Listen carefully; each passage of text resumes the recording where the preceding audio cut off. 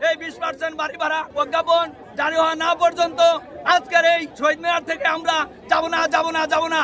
আপনারা সবাই কি একমত? গাজীপুর বহুমুখী ভাদুর বহুমুখী উচ্চ বিদ্যালয় থেকে আজকের এই সমাবেশে যখন রওনা হই, আমাদের 4টা গাড়ি ওখান থেকে রওনা হয়। একটা গাড়ি কোনো মতে পাস করতে পারে, তো গাজীপুরের সালনায় আমাদের 3টি গাড়ি এই প্রশাসন আটকে দেয়।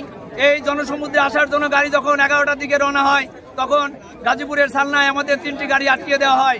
সেখান থেকে এই প্রশাসনকে দীপ্ত ভাষায় বলতে চাই, আজকে সাময়িকভাবে যেমন পানি যেমন বাদ দিয়ে আটকানো যায় না, আজকের এই শিক্ষক সমাবেশের আন্দোলন কখনো এই প্রশাসন দিয়ে আটকে রাখে, কখনো আমরা আসার সময় শুনতে পেয়েছি দক্ষিণবঙ্গের কিছু গাড়ি আমাদেরকে আটকে দেওয়া হয়েছে। আজকের এই সমাবেশে যোগদান করার জন্য এই সারা বাংলাদেশের শিক্ষক সমাজ আজকে এই শহীদ মিনার দিকে ধাবিত হয়েছে। এই ছাত্র, শিক্ষক, অভিভাবক সবাই লোকারণ্য হয়ে যাচ্ছে।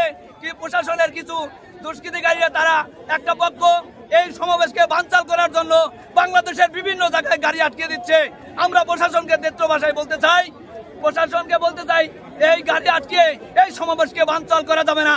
দাবি আদায় হবে, ইনশাল্লাহ দাবি আদায় হবে। এই 20% বাড়ি ভাড়া প্রজ্ঞাপন জারি হওয়া না পর্যন্ত আজকের এই শহীদ মিনার থেকে আমরা যাব না। আপনারা সবাই কি একমত? 20% দিতে